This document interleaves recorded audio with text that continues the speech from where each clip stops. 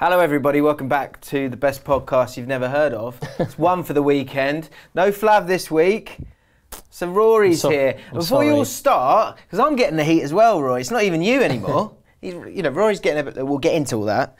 But I'm getting heat for booking you on the kickoff. Yeah, because it's now known that I'll make the calls. Ultimately, it's Brian's choice who goes on the kickoff. Now I'm getting, well, I'm sorry. People finding out, they're going. Well, not finding out. They're going, he's only on because he's James's mate. Firstly, I'm sorry to you. It's fine. Secondly, seems to be a lot worse. I'm also sorry to your viewers on this wonderful podcast. Trying to fill Flav's shoes. I mean, it's tough. Very tough. I'll be honest. Last week it was the first week in this new studio. This is the other angle of it. We were pointing that way last time. This week we're pointing this way. No Tanvir, no Flav. So it's going to have a bit of a different vibe naturally. Okay. Rory, I don't want you to worry about that. I'm not going to worry about that, okay? Okay. But if you can do some of the elements of what Flav did, sort of angry rants, him be the negative to my positive. He also did some sort of thrusting on the couch at one point. I saw the thrusting. Whenever you're ready. There's an account I follow on Twitter that jump on in. Showed the thrusting in its glory. Yeah. What do you think of his... I thought he had a great move. I think his missus is clearly a very lucky lady. He has problems with certain positions, as you guys know. Great pelvic thrust. Yeah, which can be his downfall. It can be all of our downfalls, as we know. Lots to talk about. We're going to have a little chat about all of the Chelsea-Rory moments that have been happening recently. We'll talk about Chelsea. We've got a lot of calm takes, which I think is good for us to go through, considering what some consider a hot take. Do you know what a hot take is? Do you know what a calm take is? I do. I've been getting some excellent messages on Twitter since you put the message out that I was on. I've been included in some of these calm takes. Sweet. And yeah, I like it. Cool. We'll also talk about Liverpool-Chelsea, big game this weekend. Liverpool won against Porto 2-0, so it's all going quite well for them, but it's going kind of well for Chelsea as well at the moment as well. So we can talk, as I said, we'll talk about that. And we've got some Flames advice, but obviously it's, Jory advice. And the return of my new favourite bit, homoerotic pictures. Oh, that's what I've been tagged in. There's a lot. Have you been tagged in a few of those? Initially I thought it was more people just being horrible to me. Right. But it turns out that it's actually quite creative. Yeah, exactly. It's a great idea. And which led to actually the return of Footballers' Wangs as well, which I wasn't after, but we will dive into that briefly as well. Footballers' Wangs? It's a tightrope. Because homoerotic pictures can drift to Footballers' Wangs, it's early days for the bit, so you should create a league table of Footballers' Wangs with Paul Scholes at the top. At the top? Paul Scholes at the top. Well, I mean, just for that picture, that entire picture is just brilliant. Peter Beardsley, there's a great Peter Beardsley. I feel like with that bit of enjoying a nice homoerotic picture of a footballer, I feel like there's a zenith. I feel like there's one picture that we're going to have to go, yeah. Well, do you know, yesterday, in the midst of, so my @s on Twitter have been very aggressive of late. In the midst of all of those, I clicked on one, and it was Pele. Completely naked. Oh, that is this. And I thought that was more trolling for me. I was like, this bloke. You're trying to figure it out. I hate this Chelsea fan so much that I'm just going to send him Pele naked. The greatest footballer ever. Naked. Well, I'll tell you what. Let's do Footballers' Wangs first, because he's basically just revealed it. Sorry. Pele naked was this week's Footballers' Wang, and there might be kids watching. We have a wide age range of very old people, and all the way down to 13, 14-year-old people who probably shouldn't be listening to the podcast, come to think of it. But of course they should.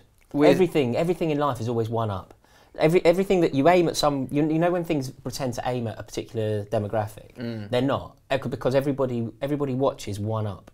Yeah. So like kids who, if the Beano is aimed at 8-year-olds, it's actually being consumed by 6-year-olds. Oh right. If a film is aimed at 12-year-olds, 12-year-olds aren't going to watch a film for them. They're going to watch a film for 15-year-olds. Yeah. So whoever you're aiming at, you're actually going to get one above.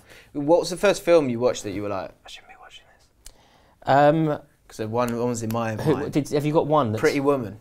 Right. I remember watching that going. Yeah. Did you get an erection? Yes. What the fuck is that? Yes, I did. I think the reason it was my first erection. Yeah. Sharing that. I think my first erection was mine was Julia Roberts. Do you remember Tinkerbell? Do you remember when she was Tinkerbell? Yeah. And she came flying in. Thing. It's, oh my god. Beautiful. What is it? Just confusing in a million it's Julia different ways. Roberts. Yeah, it's Julia Roberts. She's old, but I'm on board. It's Julia Roberts as a fairy. And she's flying. And now what's that? Flying can be arousing. Let us know your first erection, or I don't know what the...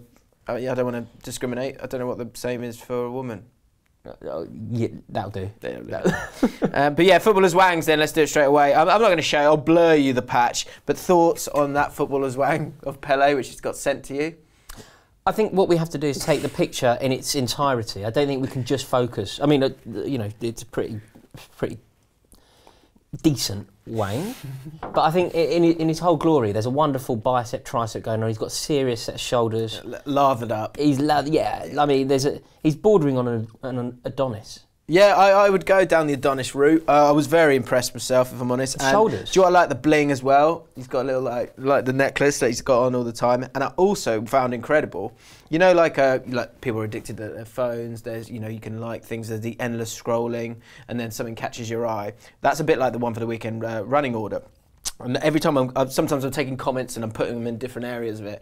Every time I went past it, I kind of slowed down for a second and then carried on again. Exactly. Well, as you got say, my attention. Yeah, so well done. Pele naked will always captivate. Indeed.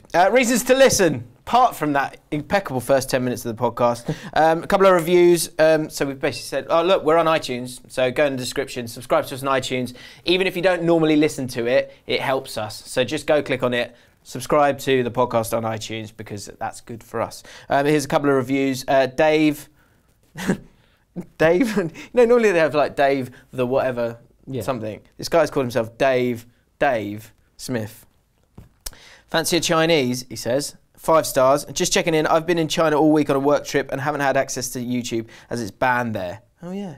As a result, I've been seriously lacking in sarcastic, funny football chat. I've just got the last leg from Germany to the UK and have downloaded this podcast to help pass the time. I'm sure this cracking duo of lads will help turn my journey from horrendous to stupendous in several easy, digestible bits. Keep up the good work. He's a very good writer. Fan. He is a good writer. Horrendous to stupendous. Yeah, it can be a headline. Very good. Alliteration and rhyming as in the same bit.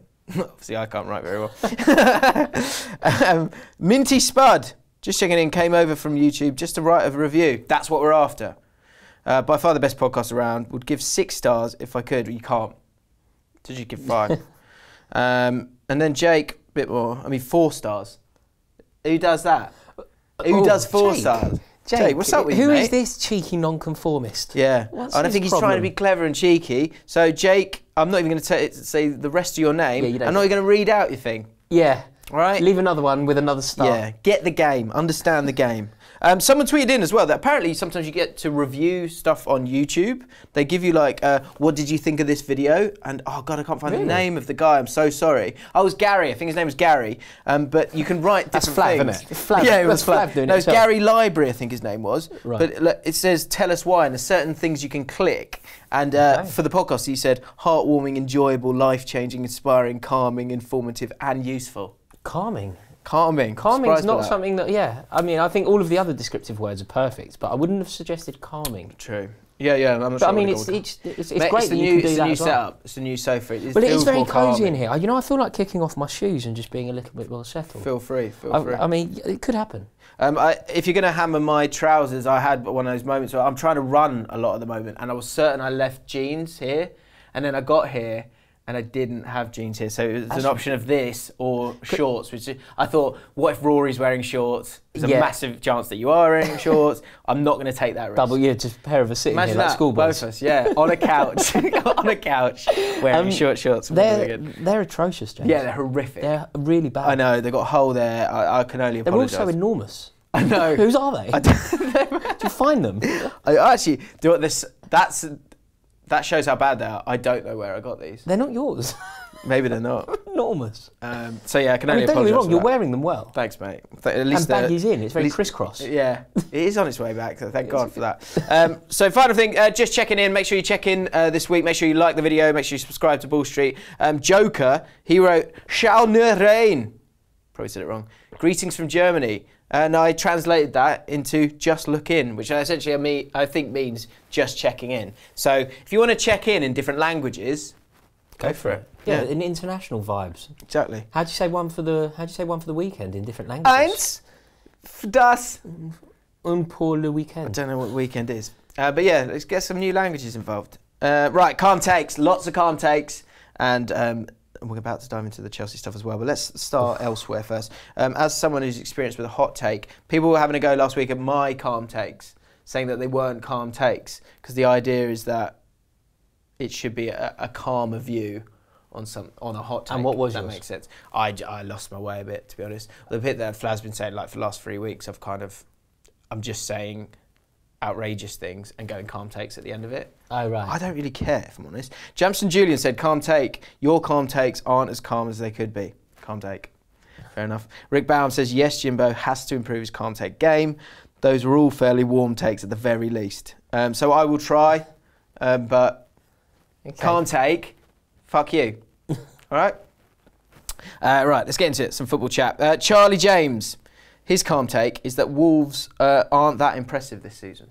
He's saying, there I said it. Sure, they've done well, but it's expected when they've spent around 100 million and can buy any Portuguese player they please, bar one, Ronaldo.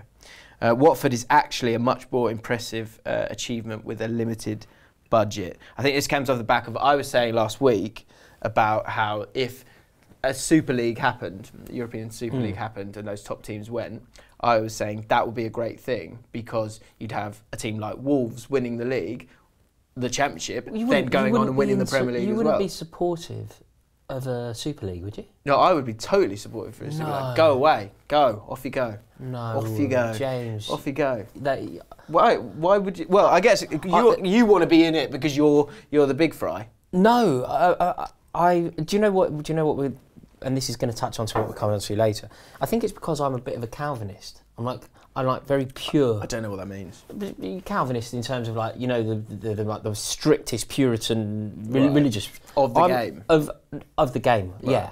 So the thought of ripping up years of history in order to just go into a Super League, and who profits from that? It's all about, you know, finances. But I think so. My opinion is that we're suffering right now. I think this league is a bit of a mess, in my opinion. As a fan of a team that was in the Premier League, is a long way away from it now, and is a similar size, has similar ambitions to a lot of those teams. Like, there's no, what can you really dream of? Like even a Watford, you took to see Troy Deeney after the incredible win, that FA Cup semi-final win, and they go, and then they're moving on to the Man City thing, and Troy Deeney's kind of saying, oh, let's not talk about that now. And you could kind of see the defeat in his eyes already because it's so far away. I think that the top six are so detached from the others that it's, for you guys, it's exciting. And it's still, thank God there are 6 teams and it is still exciting in that point. And you know, Everton could go and do something great in the next few years. Wolves have got a lot of money. Even teams like Fulham have had an absolute nightmare. If it could have gone differently and they could have a more exciting future. But I just feel like there's such a gulf between those two that if you actually, it's only going to get bigger because you're only going to get more money. The rest are only going to be left behind more and more. And then you get to a point where then I think it's inevitable that there'll be a European Super League and you'll go, and then I actually don't think it'll be as bad as people think because as a fan of a team in the Championship's really good fun because everyone's got a chance. Do you not just dislike the idea of it for history? Yeah, I do. I think it's a shame.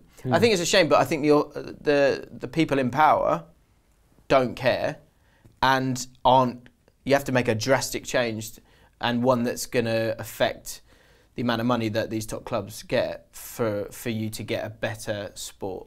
And it's not. I can appreciate it. It must be very difficult. Fighting uphill. Yeah, it must be very difficult to support a team whose ambition is to finish. The dream is to finish 10th, and the nightmare is to finish 14th. Like, you know, the teams that are never going to go down, but equally going to struggle to break into the top half. It must be a slog. A season must be a slog. Well, yeah. I mean, look at Stoke. Stoke are in the Championship and struggling, and they were so bored with finishing 9th that they kind of went. They didn't realise what they had, And now I talk to my best mate who's got a season ticket at Stoke, and he goes, oh, I miss it being in the Premier League. Yeah. And I think, what? It's not that great. You were right initially. Yeah. It's not that great just going for ninth. Although, do you know what he must miss because they've had such a bad season? He must just miss winning.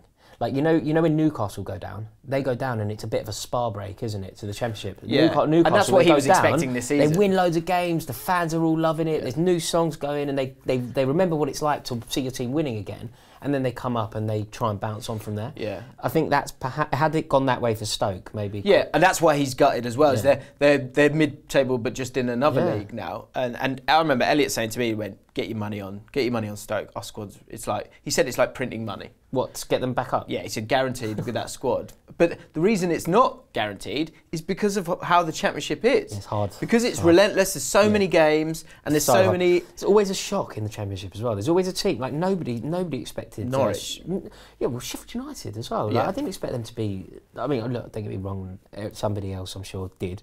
But I didn't see that. Yeah, well, no. Like, if you look at the money aspect of it, West Brom has sort of not had it their own way. I thought Borough were going to be right up there, and Borough spent so much money. Well, they're not even in the playoffs. No, not at the moment. Not at the moment. The squads in there and the Premier League players that are there as well.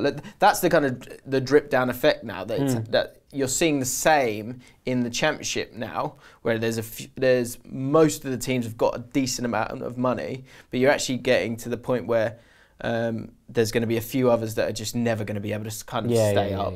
And then then you look at League One. League One's mad league this season. Yeah. It's crazy. But yeah, for me, so Kennedy Camus said this: I do see what you mean, James, about how the top 6 teams leaving will make the league more interesting, but I still think it's very naive of you to think it will all of a sudden make it a lot better for competition and be an equal fight for all. Because I would bet a lot of money on straight after the top 6 teams left, there will just be another group of teams that will come to replace them. Yeah, and they will just.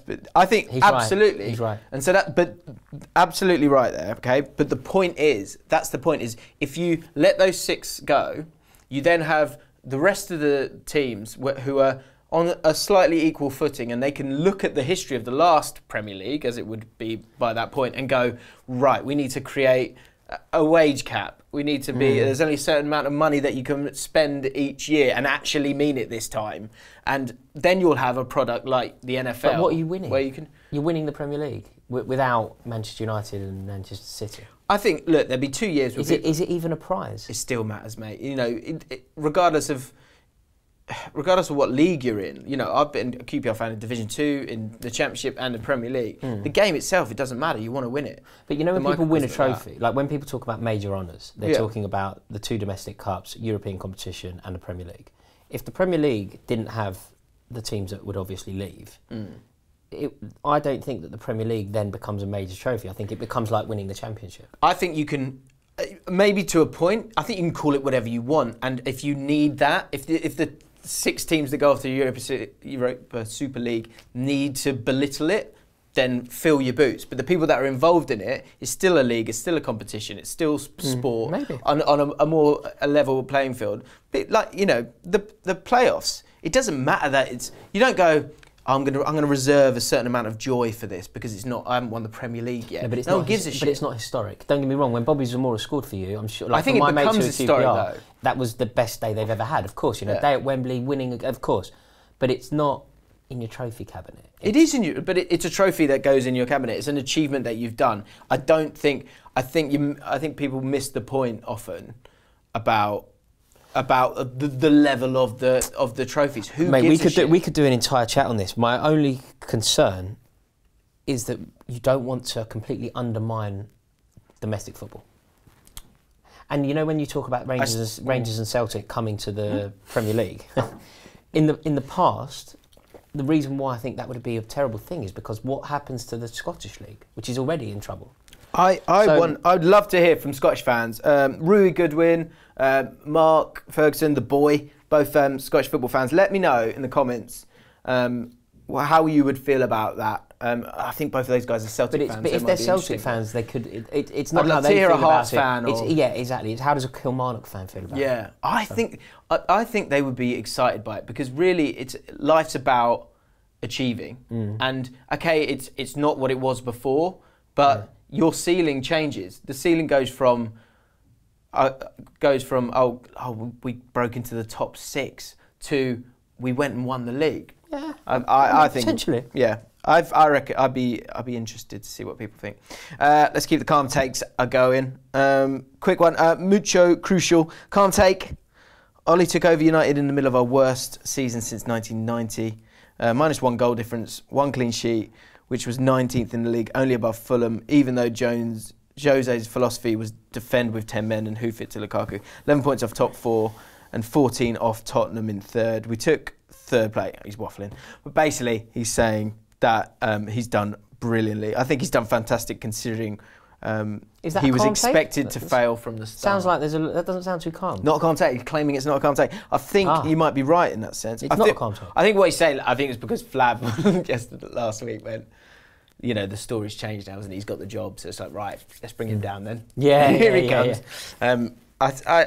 Do you know what I was thinking about Solskjaer and Man United? Because I remember chatting to all you guys on the kickoff and we were talking about who will finish where in terms of those Champions League places. And I remember you going, Man United will get it now. I thought that. Because they were on fire at the time. Yeah, I thought that early. I said that in January. I thought they would be United. I wonder in hindsight, that chunk of time where there's no Champions League football, it was really, really a perfect period of games for him to just focus on those things and get through. Do you know where it changed for me? So I thought they hadn't played anybody and all that, but do you know where I suddenly thought, oh my God, is he special? That Paris result. That was a moment where I kind of went, oh my God. Like, that had never happened before, had it? Nobody had ever overturned a 2-0 defeat at home away at that stage of the competition. I think you're right. I mean, when you're making history and you've been in the job for 10 games at Paris Saint-Germain as well, and I know with people the team they had as well. With the team they had, I mean, that was the tipping point for me, and that was where I kind of went, yeah, they've got to give it to Solskjaer. I don't think they had to do it then, but that result, and also I'm not sure that people have given that result, like the magnificence of that result, the time that it deserves. I've been to Paris to see Chelsea play. I've been there 3 times. We played them 3 years in a row, and we've never won there.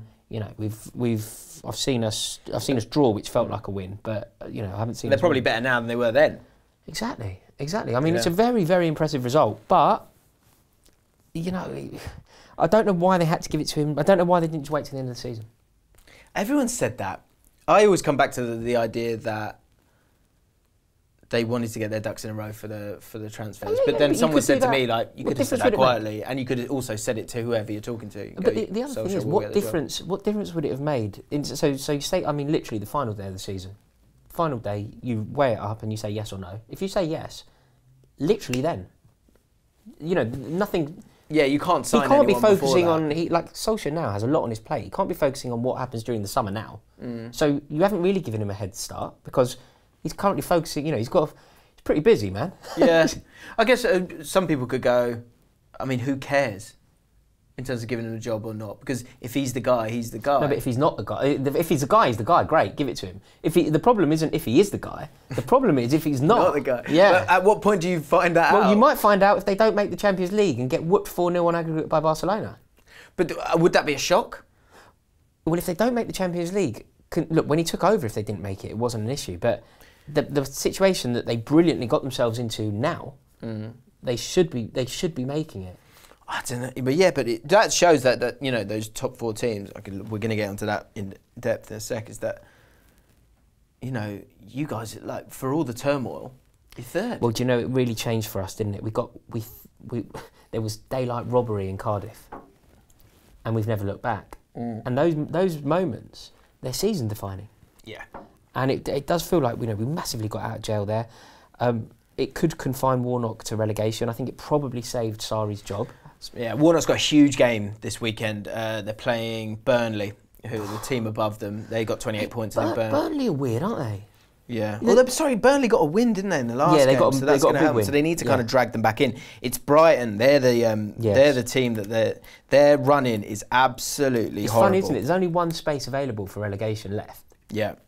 But there's loads of teams who are kind of going, like even Newcastle, Newcastle aren't going to go down, don't get me wrong. 35 points but they they're on. Could go down. They're not going to, but they could. They're on. They played 33 games. Brighton 31 games are on 33 points. But obviously, you know, when you're down that end of the table, you actually don't want. Yeah, you don't want games. You want points on the table. Yeah, exactly. Yeah. Southampton 33 points, which is interesting because a lot of people are saying they've got a lot better, but they're still not out of it.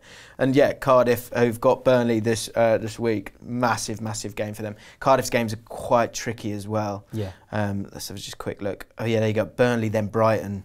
The next 2 games. Well, do you know what? They could look at that. You say tricky, they should look at that as a real opportunity. It's great fixtures to have rather than bad ones. Do you know what, actually? Yeah, so they're running Burnley away, and then Burnley away, then Brighton away, then Liverpool at home. This is what kills it for them, I think, is that actually it's not too bad. Burnley, Brighton, then Liverpool, then Fulham away, then Palace at home, then Man United away.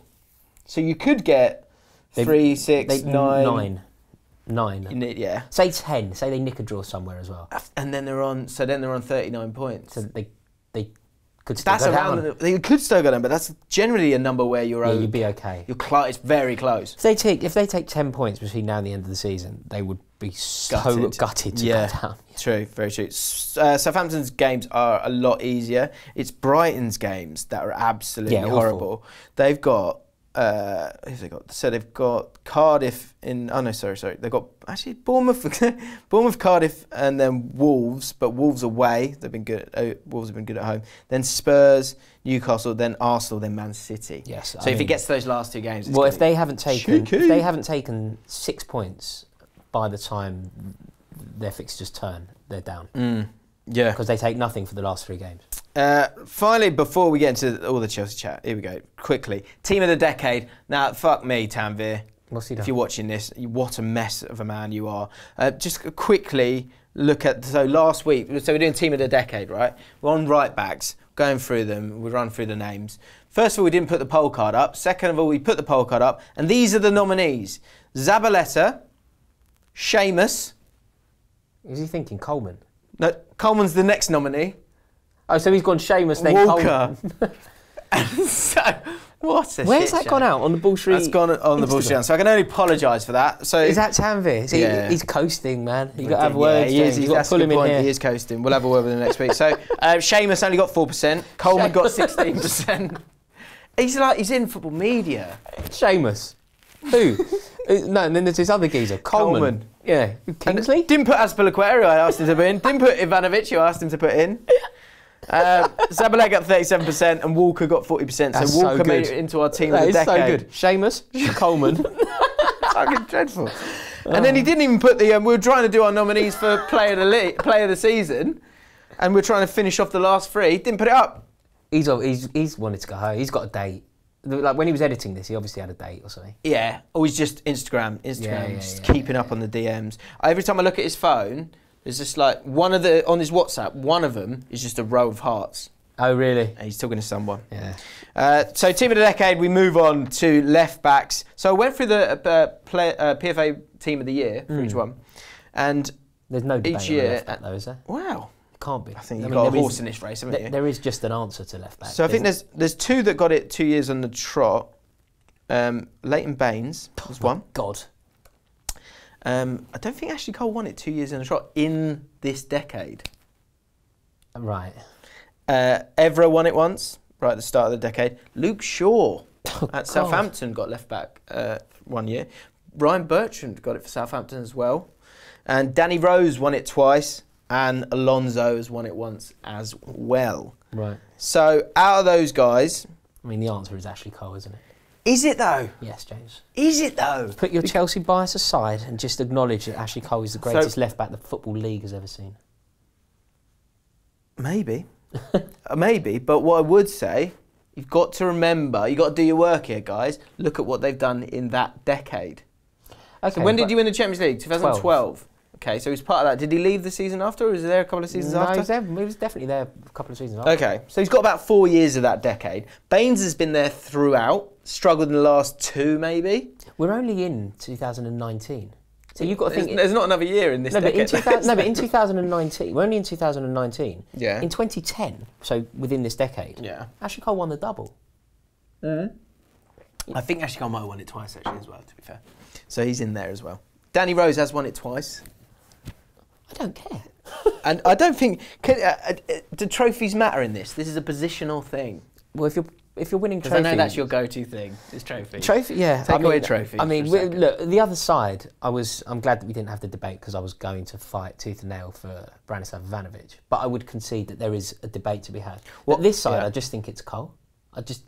I think even the most ardent Manchester United fan who's in love with Patrice Evra will still say Cole. Yeah, it's Baines, Cole or Rose. I'm doing nominees. Right. Alonso won it last year, but I mean he's struggling this year. Season, okay, right.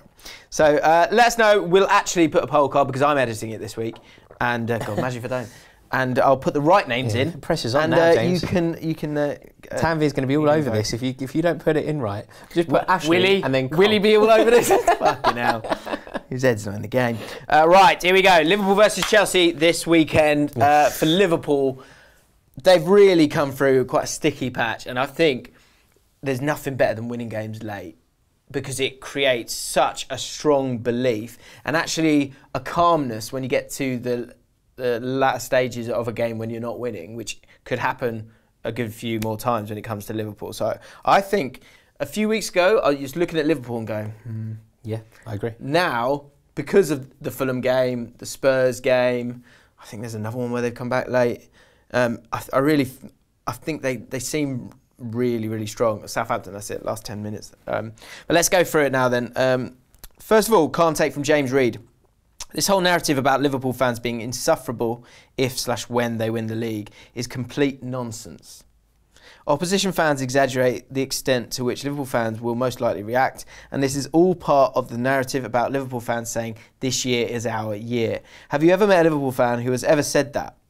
Yet apparently it's something they always say. Moreover, if Liverpool win the league, they are more than welcome to celebrate a bit more than a fan of Man United, City, Chelsea, etc., as it will have been 29 years since their last. Flav would be the same as Spurs, and to use the excuse that Liverpool fans are insufferable to favour Man City, who are everything that is wrong with football, is just silly. Well, there's a hot take. That last sentence was a hot take. Yeah. Everything that's wrong with football, Man City. Dialed out, didn't you? Put the hob on the last little bit there. Thoughts on that, Rory? I think he makes quite a good point, actually. I don't think that you can ever over-celebrate. I find it very weird when people... I can actually remember going to Old Trafford, and I think this little example will tell the story. We went to Old Trafford, and we've gone 1-0 up, and for whatever reason, the game didn't mean much. Whenever it was being played, it didn't mean a lot. And the United fans were giving us grief, sort of going, look, how can you celebrate like that? A goal, I mean, like, mate, you can't over-celebrate. Yeah, you genuinely, if you see your team score, win a trophy, like if Chelsea win the League Cup and we're at Wembley, I will go crazy. I love it. Of course. So to watch your team win the Premier League, having gone, having at one point been the most successful club in the country, to then go 29 years without the title, there's nothing they could do. I mean, if they're running around the streets in Liverpool naked at 4 a.m, they're not over-celebrating. Yeah. They're still underplaying it because you can't over-celebrate something of that magnitude. Just to go back a tiny bit for a second, that's kind of my point of view when it comes to this European Super League, and if people left, you'd still end up celebrating. You still end up over-celebrating because it's about victory. Yeah, I'm sure you would. And also, you can't. The concept of over-celebrating, even on a small scale,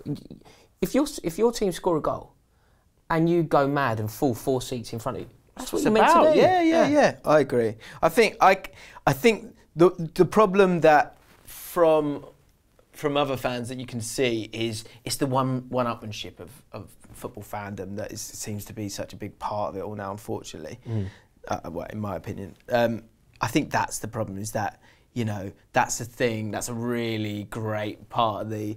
God, how many of those debates have you had with people? And we've had to do it for videos where who's the greatest of whatever, and that's always the great thing with Liverpool, and it's a great thing. That's what if Spurs went on this similar run, you swap Liverpool out, put Spurs in, people will be losing their shit as well, because it's such a huge thing. Of course, that people've got, that Chelsea fans, Man City fans, Man United fans have got over. But there's a level that is a level of sneering that I can't get on board with. Like, don't get me wrong, I like to sneer particularly about Tottenham. But I would never say Tottenham. Yeah, what was your Instagram post? Yeah, Man City. Yeah, I had the Gallagher brothers. brothers. Yeah, of course I like to have a pop at Tottenham. They're a huge rival. That's They're fine. our biggest rival. But yesterday when they beat Man City, it would be mad for me to go, Flav, you've celebrated too much. It's only half time, mate. It's only half time. You can't, So yeah, elements of calm, but you're overheated at the end. Right, let's do it, mate. So for those of you who don't know the context, God, you give us it. You know it better than I do. Okay, so I recently was on an episode of Kickoff alongside James Walcott. Oh, I wasn't on the first one. I watched it from far, actually. Although it was this one. This is the one. Oh, right. So what, last week? The one that we were on together. Mm-hmm. That's when. And as a result of a comment that I said, things have gone crazy. So this was about Sarri. Rory is obviously a Chelsea fan. And, well, two things. Well, one was about the Chelsea man thing. Yeah. About Sarri. Sarri isn't a Chelsea man and therefore shouldn't keep the job regardless of what Chelsea achieve this season. Yes. Unfortunately for you, they then go third on the Monday. But I mean, I did say, irrespective of how the season pans out, I still don't think he's the right man for the job. And so, can you understand why people are getting angry at you about that? Not really. Right. I mean, it's my opinion. I don't think that Sarri is the right man for the job. Mm-hmm. I think you can certainly disagree with me, but I think it's slightly harsh to terminal illness on me or my 11-week-old daughter. Yeah, it's really bad, mate. I mean, it's really bad. So let's. What I want to kind of break down is the anger of these people, because what I'm a little bit. So what I'm a bit confused by is the energy that people have to get that angry about something. And not the ability to just go leave it. Well, that's exactly it. Why not just... This is... If I don't... So, I don't know, Arsenal Fan TV, it doesn't talk to me. It's not something that I particularly like, so I don't watch it. I just don't watch it. Just don't follow it on Twitter and don't watch it. It doesn't exist in my life. If you're not interested in my opinion, just don't watch me. Well, that's what's been strangely labelled at you. And I think it gets labelled at Arsenal Fan TV as well, is that you're representing Chelsea Football Club. What I find strange and slightly different about the two is that say with Arsenal Fan TV, and even actually it's not really fair at Arsenal Fan TV actually at all, because you do have different opinions. You're offering up different opinions. There are these same characters that seem to get the views, and like anything in life, often it's the negative in that scenario that seems to get the attention because other people think it's unfair. But you do have other people who have a different point of view, and the Wenger situation is a bit different. But what I find a bit strange about this with you on the kickoff is that people have just decided that you're the representative for Chelsea. And I think what you've probably done slightly wrong, in my opinion, is you haven't...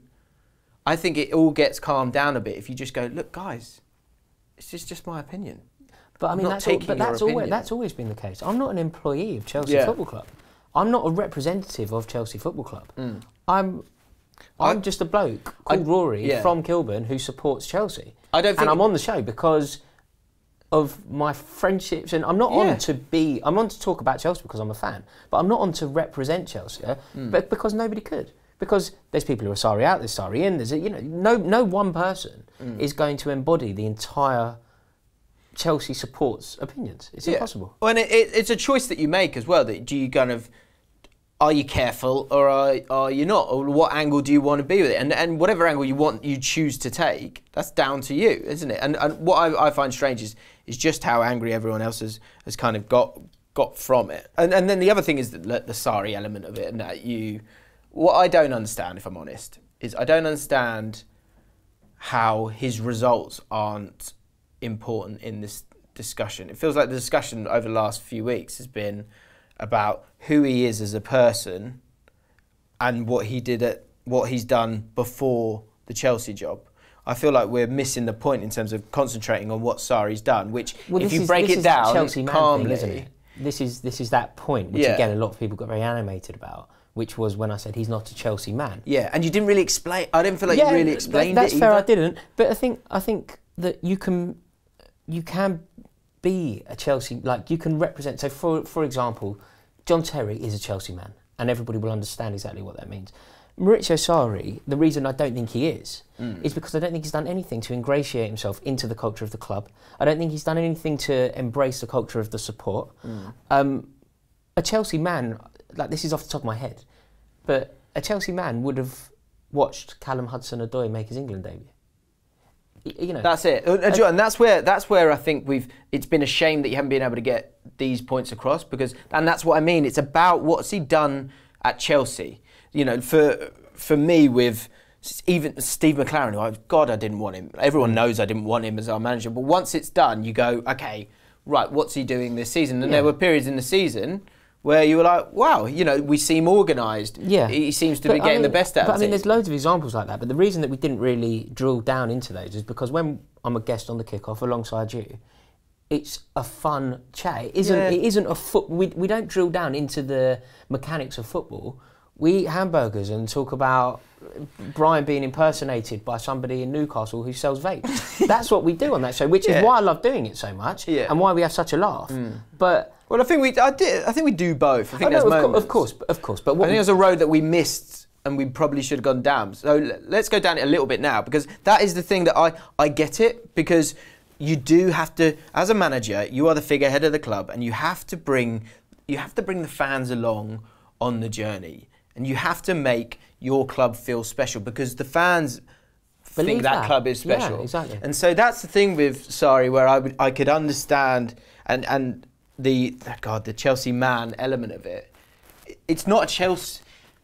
The Chelsea man element of it is him stepping towards Chelsea fans, Chelsea players, and being mesmerised as much as the fans are. Yes, absolutely. And that's what that's the Hudson-Odoi thing. I think is a great.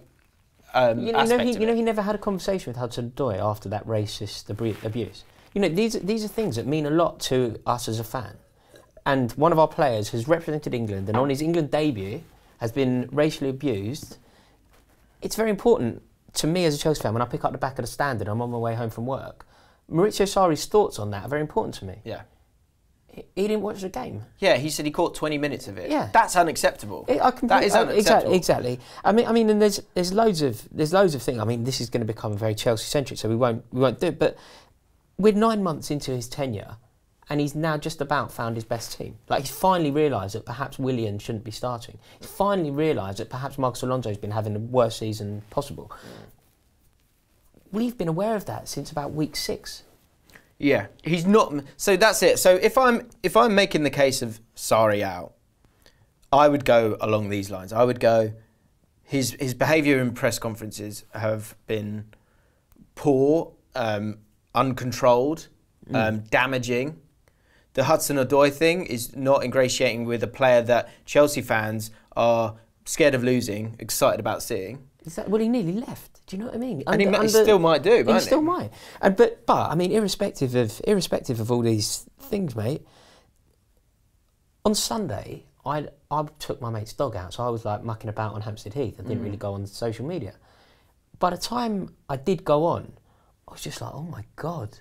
Like some of the things that were coming through, like I could never repeat them. Right. Couldn't bring myself to say the words. But I was thinking, like, how can people say these? Like, it had gone beyond anything that I'd seen before. And I ended up having a chat with Lawrence McKenna, like just having a conversation with him about it, and he was like, "Oh my God." Yeah, because he tweeted himself, didn't he, saying that this is going too far. He put a lovely tweet out. Because that's the thing people forget as well, that Loz loves a debate. He really loves the sort of the grey of stuff, like, and really kind of diving into it all. And so any kind of like thing that people might misconstrue as maybe frustration in like on the kickoff in terms of your exchange isn't that at all. Well, he's actually just like, let's have a real talk about it. Absolutely. I mean, and I don't think it's the same in our relationship. I think people who watch the kickoff and generally people who talk to me on Twitter, I think they're aware that we're mates. But with Lawrence, it's slightly different because me and him spar. And what people don't realise is me and him have been sparring since day dot. Me and him had a big argument at Fremantle, which we spoke about on something a while ago. Right. Like a big fallout. Yeah. But Lawrence is a dear friend of mine. So you know when I'm getting people that come into Twitter and they go, Lawrence has killed you. Like, I've probably just got off the phone to him, you prick. yeah. It's not that deep. Yeah, exactly. It's not that deep. So, but yeah, like I said, and you know, I mean, 90% of it I can live with. 10% of it, 9% of it was a bit too strong, and then did you see Justin Bieber?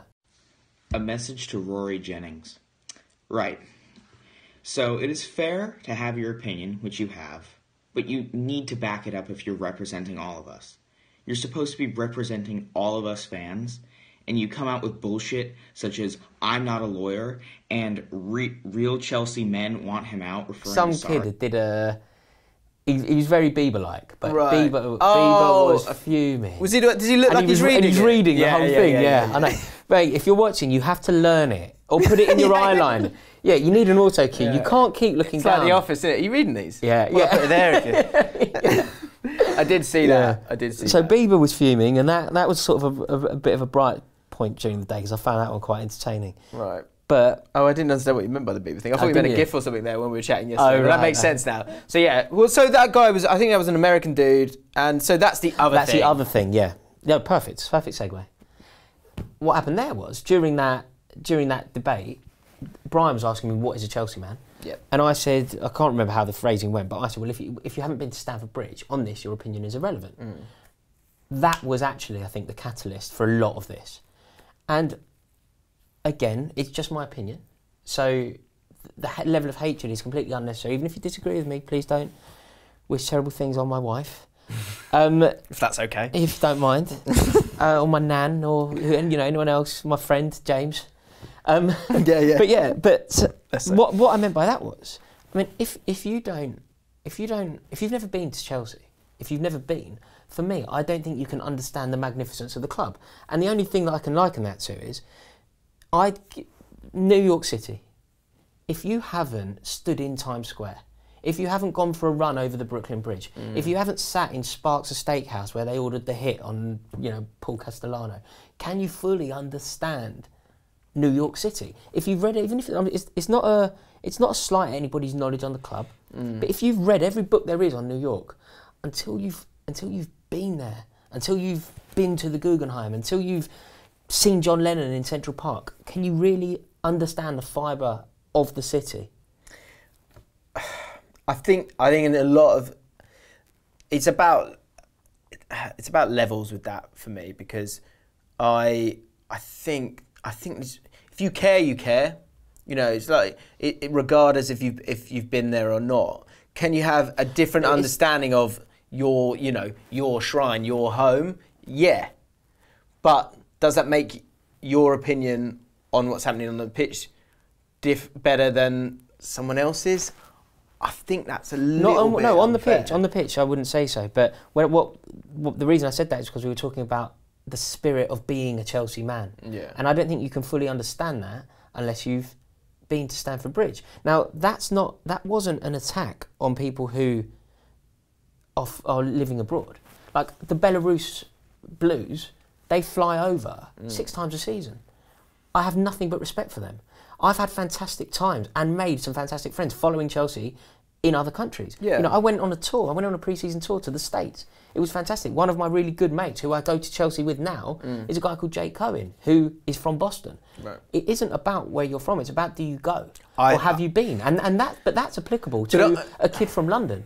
If you the counter argument for me for that is, I obviously go to QPR. I don't like a lot of the QPR fans. I don't like a lot of Chelsea fans. So, it's not about friendship though. But my point is, just because you go, the merit of your opinion isn't of a higher level than someone who's watched, but about who the doesn't club. go. Surely you have to understand Shepherd's Bush. Surely you have to. I think there is that element of it, but I think there's basic. I think there's being reasonable, and there are a lot of QPR fans, a lot of football fans. I generally, the way I describe it is, I think there's 10% of every football club's fans who are morons. I'd say 40. Well, there you go. And so for your doppelganger who loves Chelsea but lives in Sri Lanka or wherever, for you to totally discount their feelings on something, you could understand why those people would feel threatened and upset by that. For sure, but I don't think I did that, because if you do live in Sri Lanka and you're my doppelganger, you've probably been to Stamford Bridge. It was aimed at. It was a very specific set of conditions that I set. We're talking about fully understanding what being Chelsea means. We're not talking about on the pitch activity. We're not talking about match analysis. We're talking about belonging, being part of something. And I don't know that you can fully understand that having never been down the Fulham Road. If you can, don't get me wrong, if you think you can, more fire to you. That's wicked. I don't see how you can fully understand. It would be like me telling you about the New York Knicks or the Orlando Velociraptors or whatever I don't get it. I don't know. I think as well, also because we're all emotive about our club, that's where you get this fire. Yeah. Because, like, if I was to tell you about your club, it does ignite something in you, because you're like, who the fuck are you? Yeah.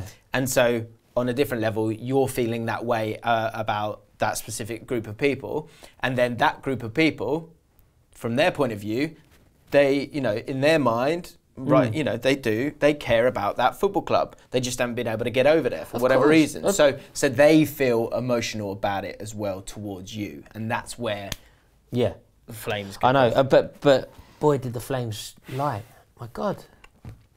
Well, that's it. I think as well, that's the problem with Twitter. That's a problem with football media as well. That there's that's why we have, look, I get it right or wrong, calm takes.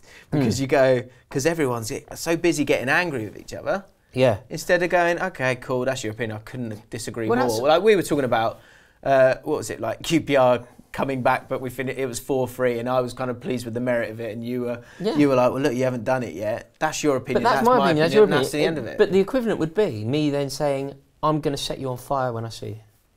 That's the sort of thing that happened. I was like, what are you talking? What? Because I don't like our manager and you do? And then people were surprised when you block them. Yeah. Well, that's the other thing. They're like, why don't you talk to me on Twitter? I think if you look down my Twitter feed, I don't talk to you on Twitter. I don't engage in Twitter. Do you know what else as well? Like, after that whole conversation, I've even gone. I've got to a point where if I get I got any trolls or whatever, or do you just block? I got a disgusting one yesterday on a video. I was just like, I actually thought of you, and I thought, I don't need that. No. And they are really gone. And so, if you're going to have an actual conversation with me, wicked. Like, why would I block you? That's cool. Like, treat me with the respect that I will inevitably treat you. Yeah. But if you're just gonna come on and throw nonsense at me, that's the best way I can deal with you, because what you're after is a reaction. Yeah, I know, absolutely. So I get the element of blocking as well. But the thing is as well, like, you don't engage with us on Twitter. I don't engage. Like, you're my mate. We've never had a Twitter conversation. You know what I mean? Like, I don't think it's a good platform to have debate, because I don't think nuance is understood. I don't think sarcasm is understood. I'm therefore not going to get involved in it, because it can only go wrong. I think there's an element of road rage as well, because you're hidden, aren't you? You're hiding behind the window of the wheel. That's another thing. That's almost a guaranteed block. You know, when it's somebody behind so the photo is N'Golo Kante, and they're called something like Rabona Hazard. I'm out. I just think, the level of hatred that can come from that genre of all of them, but the real fire that is lit often comes from a face. Well, naturally, it's not going to come from a. Well, that's it. So I would say, I mean, I'm not speaking for you. I'd be interested. Like, if you've had those problems with Rory, have an actual conversation. Well, somebody did. I was at the football the other day. I was having dinner before the game. We played West Ham. A lad came over from South Africa. He actually said something to me on Twitter. Again, I didn't reply. Like, it's only nice stuff I don't reply to as well. I need to. He came over and he's like, mate, I saw your comments, man. What was that about? I was like, oh, look, sit down. Sit down. We had a conversation, and he then sent me a tweet just saying, I don't agree with Rory, but I can confirm that he's a really nice bloke and whatever. And I thought, well, this kind of shows you what it is. That the thing that you see via social media or via whatever medium you're using isn't the reality. So don't threaten to kill someone's 11-week-old daughter. Mental. Yeah, man, that's horrible. Okay. Look, one thing I did, because we got you guys to sort of tweet in different bits and pieces. I'm just going to read it out. I think probably haven't got time to talk about it too much, but I thought it was interesting because back to the football. Tom Sato, #calm takes. Anyone who gets genuinely angry about sports entertainers dropping relevant hot takes needs to take a step back and appreciate the art of it. I disagree with about 70 to 80% of what someone like Skip Bayless or Rory says, but I greatly enjoy watching them say it. Chelsea are always going to struggle to embrace most managers as their identity is based on a win-at-all-cost rapid cycle of employment and squad overhaul. This was somewhat okay when you had managers like peak Mourinho who could win trophies in these circumstances, but with what it takes to win the Premier League right now and the managers' players available to them, the club culture and primary systems must be rebuilt from the ground up. To be optimistic about their prospects, the incoming transfer ban is a window for the starting this rebuild. Yeah, great comment. Great comment, and it's very astute actually, because I've seen a lot of. Look, I don't think the transfer window is good news. I really don't. I think it's the transfer window ban. Sorry, it's good. It's good news. I think it's really, really bad news for the club. But that school of thought, that paradigm that suggests actually this could be really good for the club, is quite prevalent. I disagree. I really do disagree. I don't see how an enforced ban is good news. But that argument, I think it might be good for the soul of the club. Because I think you've had to go down a road, understandably, of explaining in your head of like, well, we're getting the trophies, so it's all fine. And in my opinion, you've run out. You've run out of money. You've run out of. The trouble is, though, mate. If it gets to the stage where, let's say that Hazard leaves, and Callum Hudson-Odoi is good enough and is staying. What that means that we've got Willian and Pedro both on 1 year left at there. Who plays on the other side? I know Pulisic is coming in, but you know it's an unknown quantity for the Premier League. We could be in a situation where we need to buy someone. We've got David Luiz coming to the end. We could need to buy someone. You're always going to need to buy someone, but taking that step back might actually make you have a team that you can be proud of. I'm up for doing it. Yeah. I just don't want I want the option to buy. Right. If it gets I'd like to win. Like maybe the club should just pretend we have a ban, but then if it's going wrong, buy someone, panic buy. Okay, let's move forward. Right, disappointing headlines time. Very quick, very, very quick. Firstly, I don't know if we can. Danny Drinkwater, drink driving. No, you're not. Can't. I don't know. You can't, can you? No, you can't. But it is a little bit. It's too easy. Yeah. Too easy. It's but also horrific. But it's a little bit. He'll be sacked. I think he'll be sacked from Chelsea. The irony. Also, Chris Pajak getting involved this week in disappointing headlines with this: Tottenham and Liverpool in race to sign the Marley and Vardy. He then went on to say, "Look, Vardy's a decent player, but what is going on? The Marley and Vardy." It was I think his name's Marega, a 25-year-old for Porto striker who's kind of come through from nowhere. Okay. But it's just a Marley and Vardy. I just found that was slightly disappointing. Right, let's get some homoerotic pictures. Thank you so much. Got to say I enjoyed looking at these. Okay. Oh yeah, I thought this was part of my trolling, but it wasn't.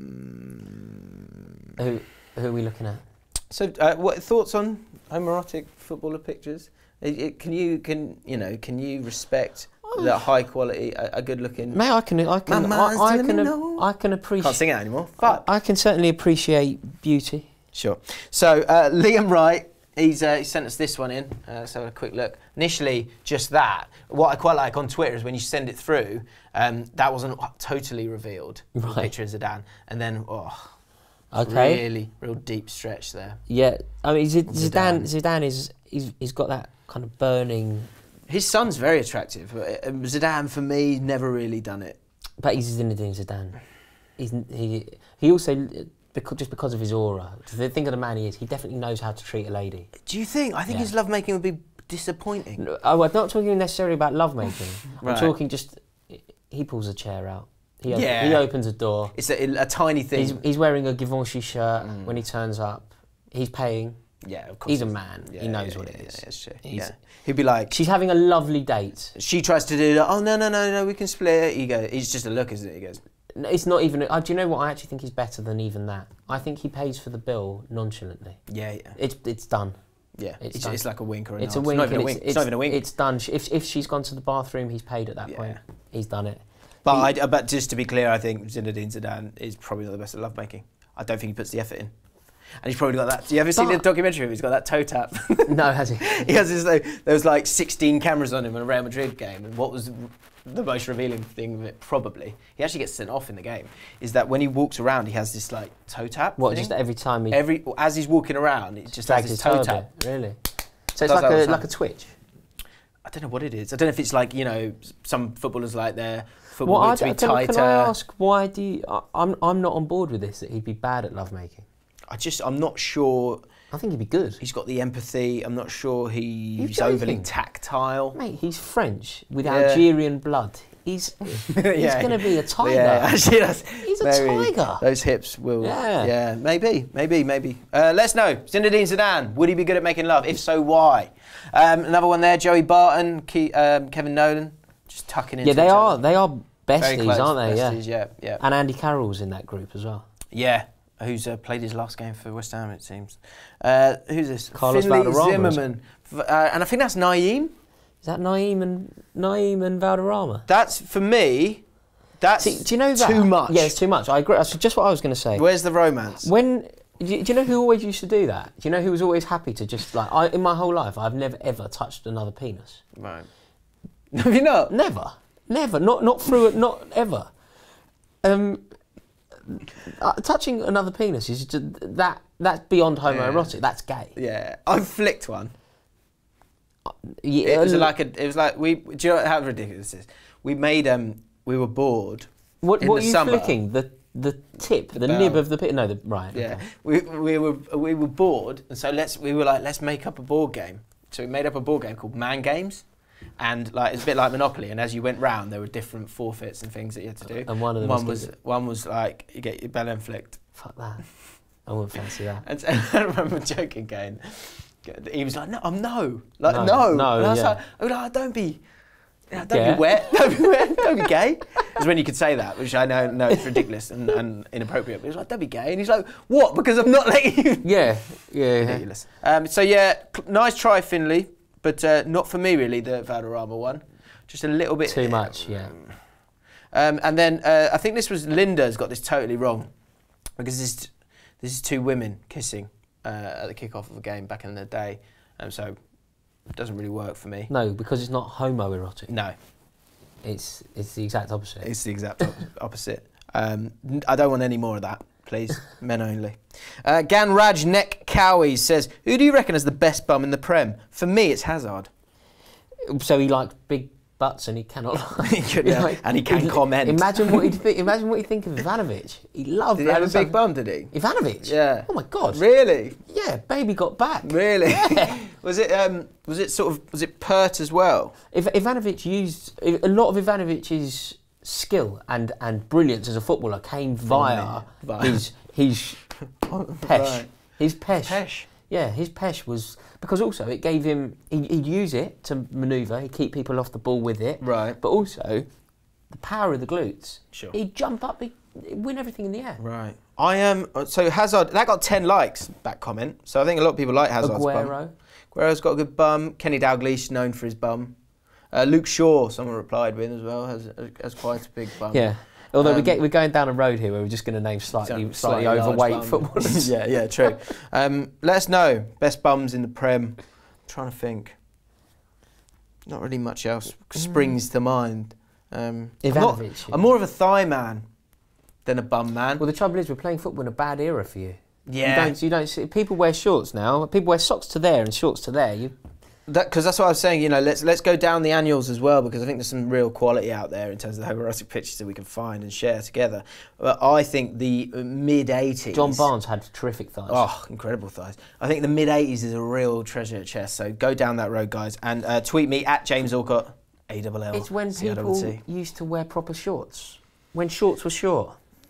Short as you, you're a huge advocate of the short short. I do like a short short. I don't understand a Bermuda short. Do you know what I think we're doing? I think the trend's coming, right? Do you remember the mid-90s where they got really baggy? Yeah. I think we're going to go back down that road. Baggy's on. And you're pioneering it. You're pioneering it. Starting with me, yeah. Right, just checking in. I've been signing at a game. Sorry, I've been pushing this for a while. I want the. Do you remember Save Chip on Soccer AM? Yes. And they had the Save Chip signs. I did that myself and got on Soccer AM, which I was quite proud of. Anyway, I want a just checking in sign, and we have got one at a match. Not at a match. I will reveal next week the first ever just checking in sign, which was at a very high profile event. But I'm sorry, Rory, but I've got to share that one with our boy Flav. Okay. But get out there at football games. The dream is that it's in the highlights package when the goals are scored. So get next to the goal, because this is what I did. Get your sign ready, just checking in, white bit of paper, black writing, bosh, and the goal happens. I want it. That would be huge. Be I think it's going to happen as well. I have faith in the viewers. I'll be buzzing. Right. Linda H, who got homoerotic pictures totally wrong. And if I'm wrong in that, I apologise.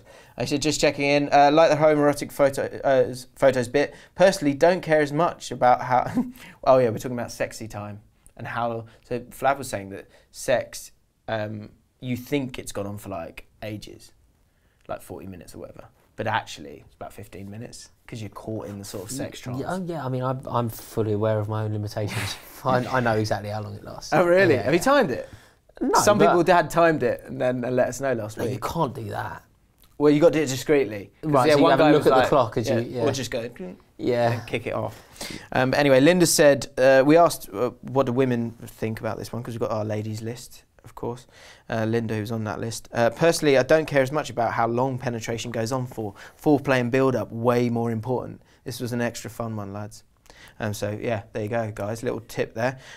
Flames advice. First of all, Brian Gitcham, he wanted to ask you this. How do you feel about the advice that you gave Bagel Guy last time you were on this podcast? Can you remember? Can you remind me? So Bagel Guy was getting schmeared. I remember he the story. Tried to ask her out. And I said, leave it. He said, leave it, mate. I don't know if you, obviously you don't listen to the pod, halfway through. But he actually, long story short, he's now with the girl. Stop it. Yeah. And I told him to leave it. Because the week after, Flav was like, come on, no, one last go. Have one last go. And it was because he had given it a bit of a go, but she wanted to set him up with his friend. Right. Her friend, sorry.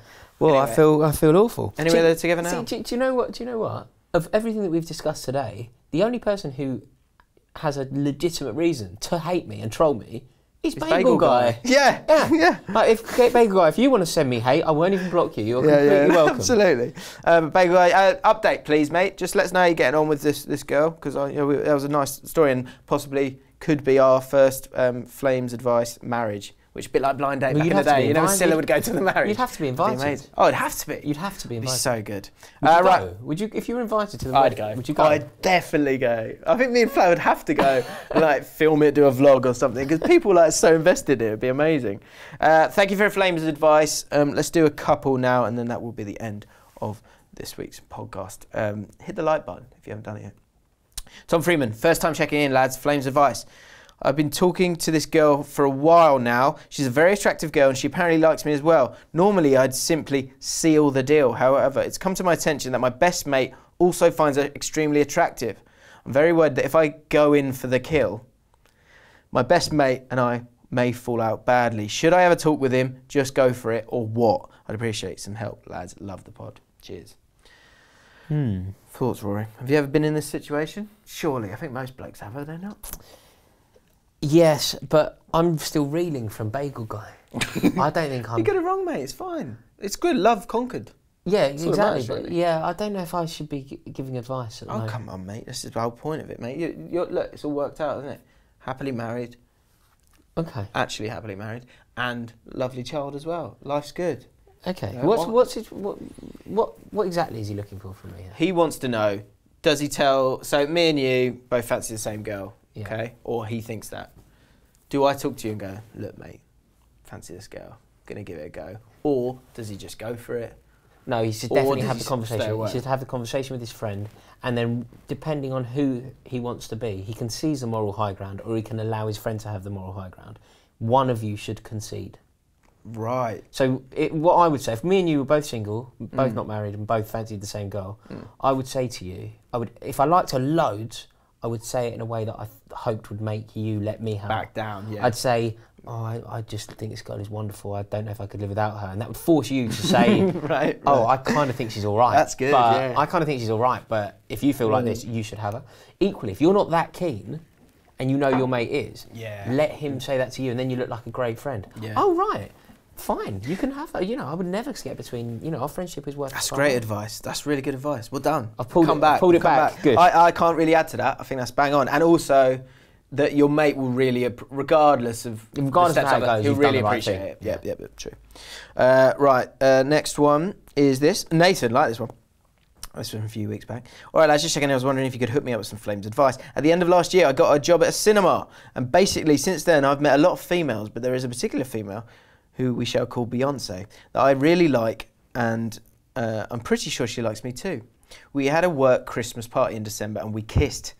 But that same night, I drank a lot of whiskey and ended up throwing up on my manager and her. Oh, mate, what have you done? Since then, we haven't spoken outside of work, but when we speak in work, I feel like she still likes me. But I've heard her talking about other lads to co-workers, and it's a really confusing situation. P.S. When she walks past me, she touches my shoulder.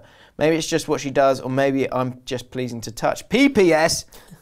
I think after the fake reveal, we need... Oh, that's something different. Don't worry. So... this is fine. She likes him. She's still single. She's talking about other... She's dating, but that's fine. Sure. I've said it so many times, I can't believe I haven't said it on the podcast before. Vomit happens. Are you okay about that? I vomit a lot when I'm drunk. I'm not okay about vomit. Really? No. I'm vomiting on her? Was it like... When he said that, I just thought, oh, mate. But was it like mental amounts? You know when it's like... Or was it like specks? I think irrespective though, James, there's no glamour in vomiting, irrespective of the volume. Yeah, you say it all the time. Yeah, you're not... nobody looks Because I'm always good. like, look guys, vomit happens. And you're like, well, there's no glamour in vomit. There's no glamour in vomit. He's let himself down because he done it.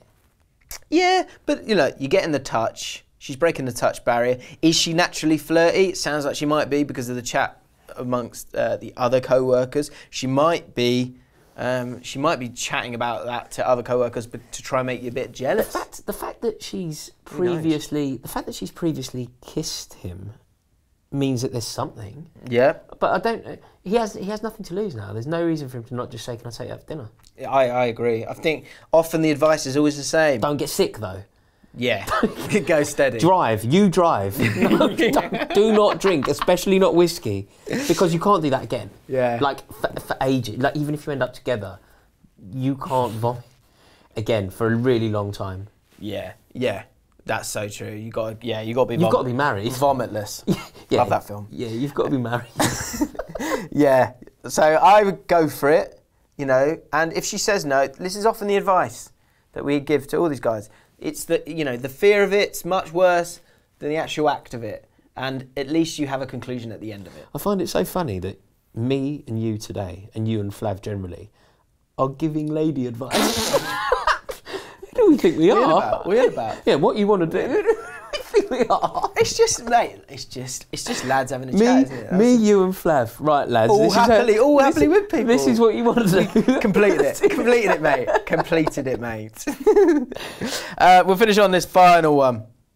Hi, Flav and James and Rory. Thank you. This is James Allen. Firstly, congrats on the new studio. It looks incredible. Now for my problem. Clever. I've been talking to this girl for a few months now, and I'm taking her to my school formal, and I definitely like her. But I'm not sure if she feels the same. I'm sometimes left on the dreaded read. You know, what's that? They've read it. By her sometimes. But that could just be down to her busy sporting commitments. Like, for example, I live in Australia, but she's currently in Colorado skiing and training with potential Olympians.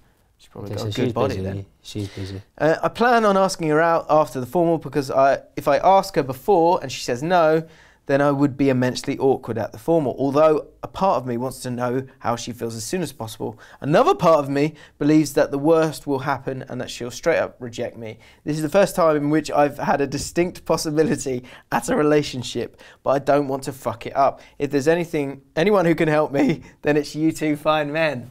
Fuck you, Rory. Thanks for all the laughs, by the way. All the people in all the world, these are the two you choose. Mate, this guy's up against it. He's in the worst situation. His head's all over the place. Also, she's in Colorado. He's in Australia. Currently, she's not. I'm sure she'll come back. She'll come back. I have a worry for this guy. It's not.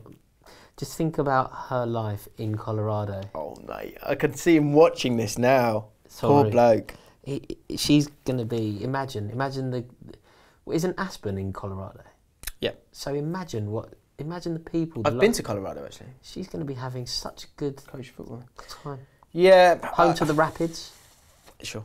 Yep. That's who I coached for. I coached for MLS camps. Did you really? Oh, what? Did you do Camp America? MLS camps is a different one. When you were how old? MLS. I was 20. Really?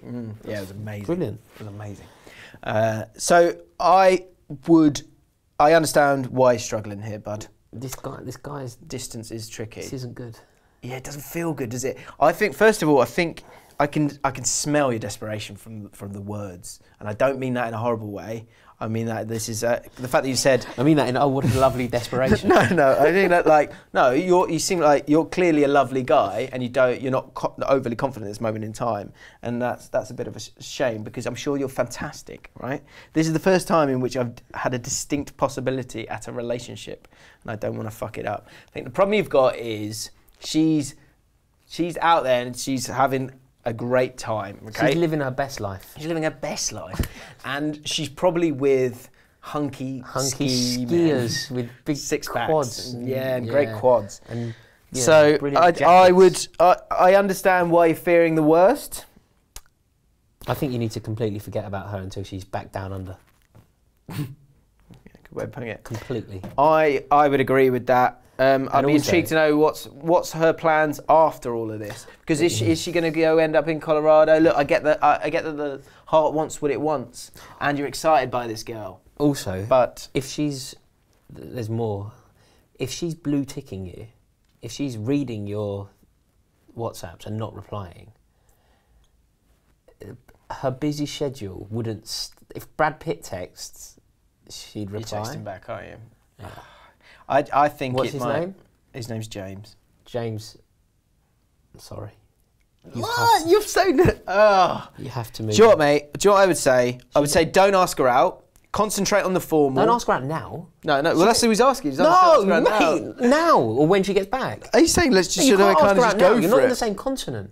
Yeah, exactly. One, you got to do it face to face. Two, don't just be easy with the text. Stay breezy. Stay breezy, bud, because nothing's going to happen until you get back. God knows what's going on out there. Don't want to make you feel bad. They follow each other on Instagram, because if they do, if she watches your stories, what you need to do is be having the best time. That's nice. Yeah. That's a good shout. Yeah, have a look at your stories, see if she's having a watch. If she is, then that's good. There's a little ploy when you I can't believe I'm saying this. When you walk into a club.